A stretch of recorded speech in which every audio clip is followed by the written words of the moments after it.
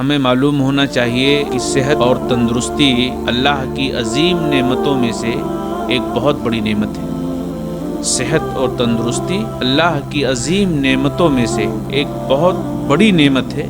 یہ اور بات ہے کہ ہمیں اس کا احساس نہیں ہے، لیکن یہ اللہ کی طرف سے بہت بڑی نعمت ہے۔ اتنی بڑی نعمت ہے کہ دنیا کی بہت ساری دولتیں اس کے سامنے ہیچ اور کمزور ہیں، برباد ہے۔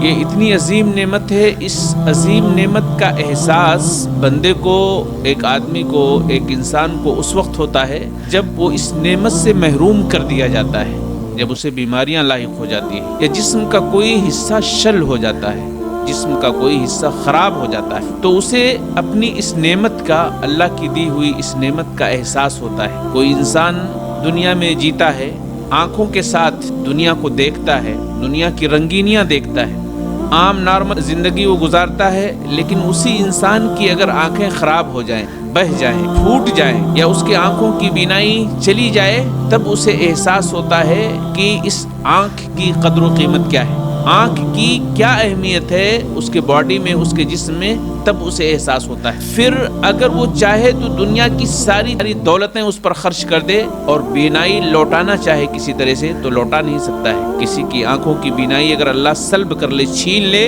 اس کی آنکھیں بہہ جائیں، اس کی آنکھوں کی روشنی بالکل چلی جائے، دنیا کی ساری دولت وہ خرچ کرے اس بینائی کو لوٹانے کے لیے، اس بینائی کو پانے کے لیے، تو انسان نہیں پا سکتا ہے۔ لیکن بدقسمتی سے ہم اور آپ اس پر غور نہیں کرتے ہیں نا، اس کی اہمیت کو نہیں سمجھتے ہیں۔ صحت و تندرستی اگر اللہ نے دی ہے تو اس کا ہم خیال نہیں کرتے ہیں، اس کی رعایت نہیں کرتے ہیں۔ کتنے لوگ ہیں ایسے جو اپنی صحت اور تندرستی کو واہیات چیزوں میں لگاتے ہیں؟ کتنے ایسے لوگ ہیں سماج و معاشرے کے اندر جو صحت اور تندرستی کی قیمت کو نہ سمجھ کر کے پتہ نہیں اس کو کہاں صرف کرتے ہیں، لڑائی میں، جھگڑے میں، واہیات میں، فلمیں دیکھنے میں، اور نہ جانے کن کن فحش اور منکرات میں اپنی اس صحت اور تندرستی کو، اس توانائی کو، اس طاقت کو، اللہ کی دی ہوئی اس عظیم نعمت کو کھپا دیتے ہیں، خرچ کر دیتے ہیں۔ انہیں احساس نہیں ہوتا ہے۔ رسول اللہ صلی اللہ علیہ وسلم نے اپنے زمانے ہی میں کہا تھا کہ نعمتان مغبون فیہما کثیر من الناس، دو نعمتیں اللہ کی طرف سے، دو عظیم نعمتیں ایسی ہیں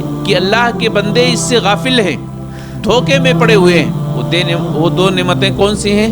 اللہ کے نبی علیہ الصلوۃ والسلام نے کہا الصحہ والفراغ، ایک صحت و تندرستی کی نعمت ہے اور دوسرے خالی وقت۔ صحت و تندرستی کے ساتھ انسان خالی وقت کو بھی لیانی چیزوں میں لگاتا ہے، یعنی خالی وقت اس کو ملتا ہے، اسے کوئی کام کرنا چاہیے جس سے راضی ہو جائے اللہ۔